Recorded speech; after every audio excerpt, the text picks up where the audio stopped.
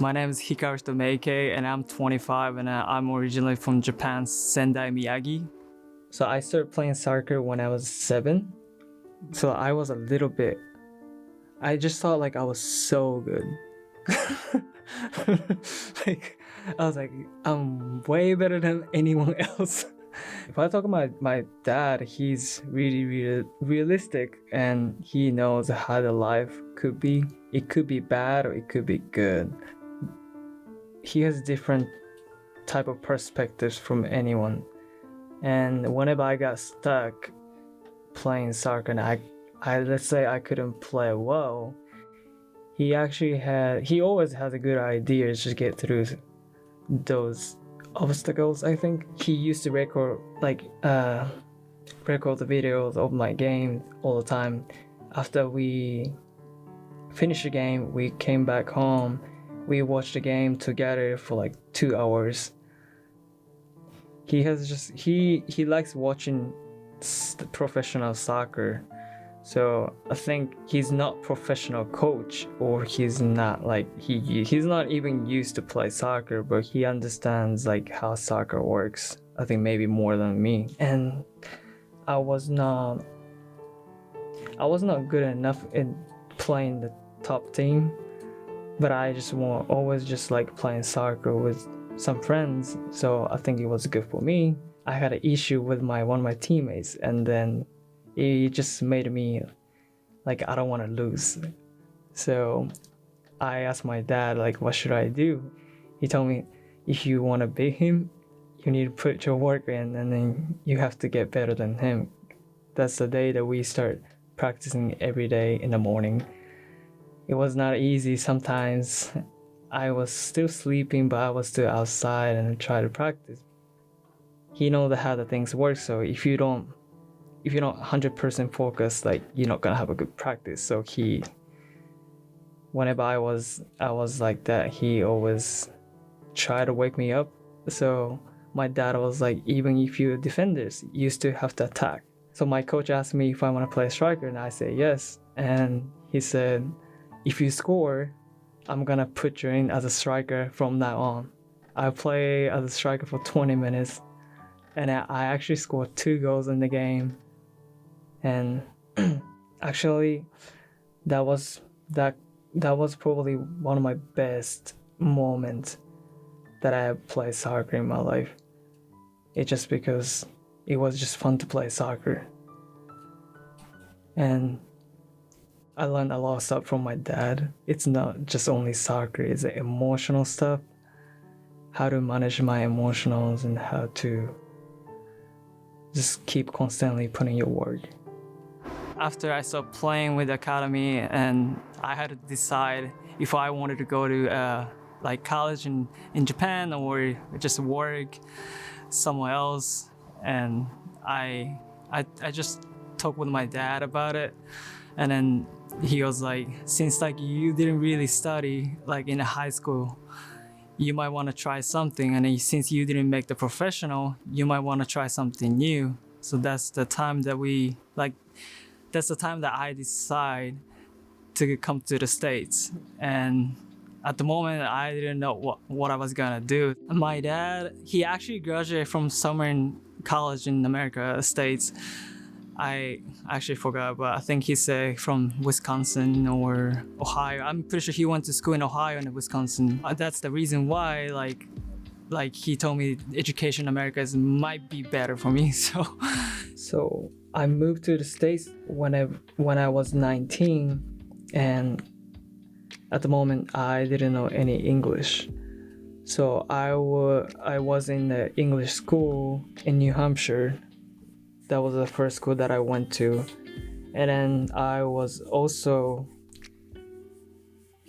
not part of it at the beginning with the soccer team because I was not officially in the college, but I joined a couple practice already. I had to take an English test to get into the college, and I passed the English test in 6 months, so I was officially in the college. And then especially the first years and second years, I had a really struggle time because I didn't speak any English. It was like a yes or no.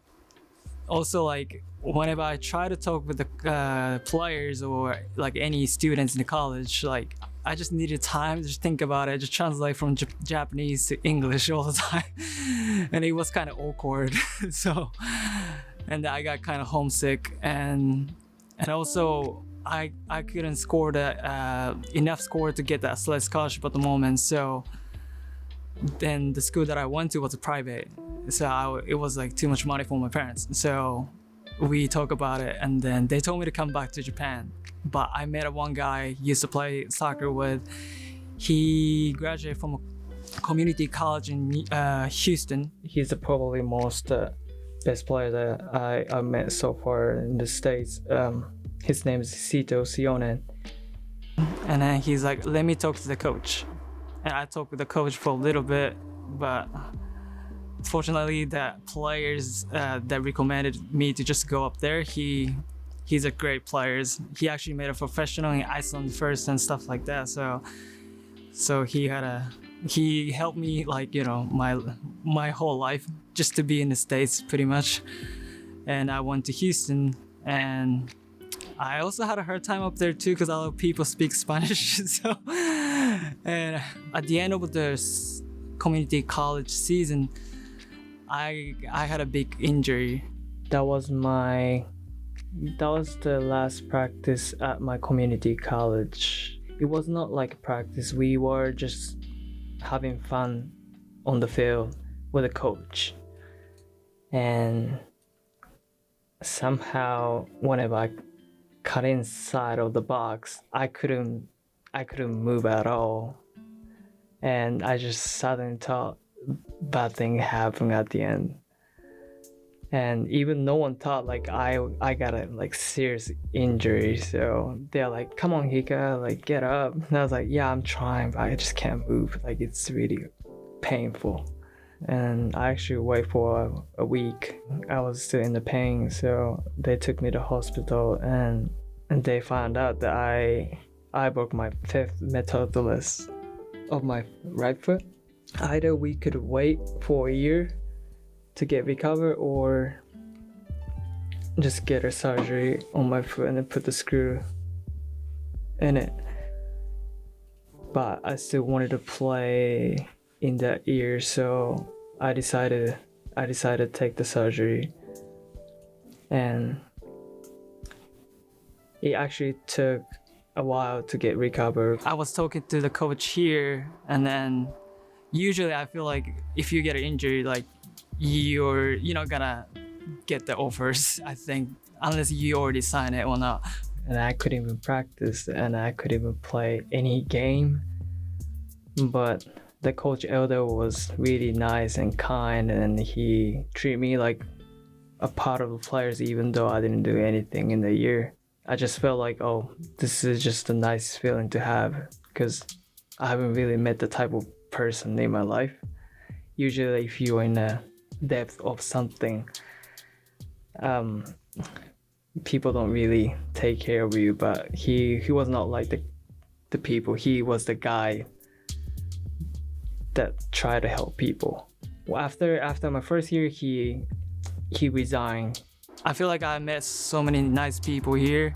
They kind of encouraged me to try something new.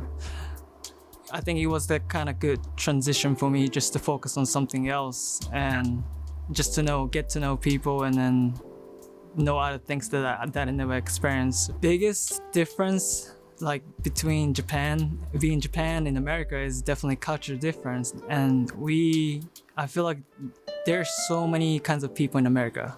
It's not just like one answer. That's why I like being in the States. And also the people actually, I feel like they also compete, but they also help each other. I think that's why I like being here. You're just gonna have more like options or ideas to create something, actually the best of something. So currently I'm under OPT, which is F1, still under the F1 visa, but I'm looking for getting a working visa to get a status to be in the States.